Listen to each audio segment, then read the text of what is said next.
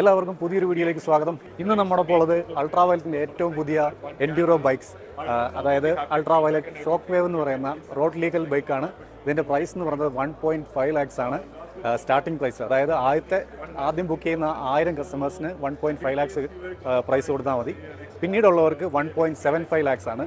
എന്നാൽ ഇതിൻ്റെ നമുക്ക് കുറച്ച് ഫീച്ചേഴ്സ് നോക്കാം. ഫ്രണ്ടിൽ ചെറിയൊരു വിൻസ്ക്രീൻ ഉണ്ട്, അതുപോലെ ഡ്യുവൽ പ്രൊജക്ടർ ലാംപ്സ് ആണ് വന്നിരിക്കുന്നത്, LED. ഒരു ബീക്ക് കൊടുത്തിട്ടുണ്ട്, അതുപോലെ 200 mm ട്രാവലുള്ള ഒരു സസ്പെൻഷനാണ് ഫ്രണ്ടിൽ വന്നിരിക്കുന്നത്. പെറ്റൽ ഡിസ്ക്കാണ് ഫ്രണ്ടിൽ, 270 mm ആണ്. അതുപോലെ സ്പോക്ക് വീൽസ് ആണ് വന്നിരിക്കുന്നത്, ഡ്യുവൽ പർപ്പസ് ടയേഴ്സ് വന്നിട്ടുണ്ട്. അതുപോലെ 19 inch ഫ്രണ്ട് വീലും 90 സെക്ഷൻ വിട്ടുമാണ് ടയറിൻ്റെ സൈസ്. ഈ കാണുന്നതാണ് ഇതിൻ്റെ മോട്ടോർ എന്ന് പറയുന്നത്. പിന്നെ ഒരു ചെറിയ TFT സ്ക്രീൻ കാണാം. വളരെ സ്ലിം ആയിട്ടുള്ള ഒരു ഡിസൈനാണ്, വളരെ ഫ്ലാറ്റാണ്, അതുപോലെ വളരെ തിന്നാണ് ഇതിൻ്റെ സീറ്റ് എന്ന് പറയുന്നത്. പക്ക എൻഡ്യൂറോ ബൈക്കാണ്, റോഡ് ലീഗലാണ്.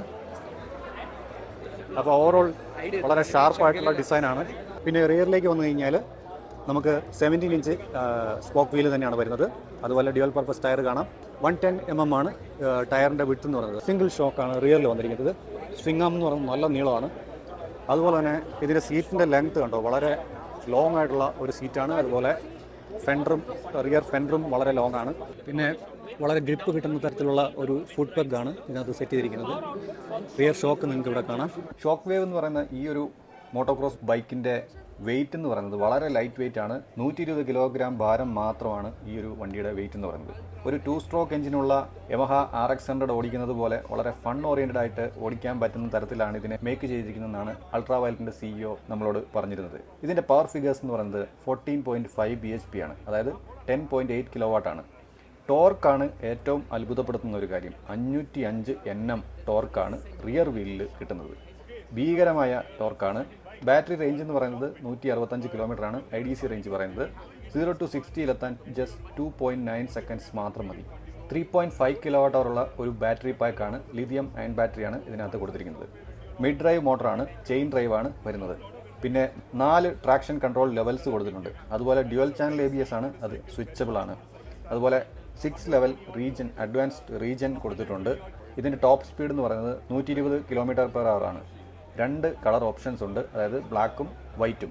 ഇതിൻ്റെ പ്രീ ബുക്കിംഗ് പ്രൈസ് എന്ന് പറയുന്നത് 999 രൂപയാണ്. അടുത്ത വർഷം 2026 ആദ്യ മാസങ്ങളിലായിരിക്കും ഇതിൻ്റെ ഡെലിവറി സ്റ്റാർട്ട് ചെയ്യുന്നതാണ് അൾട്രാവയലറ്റ് നമ്മളോട് പറഞ്ഞിരുന്നത്.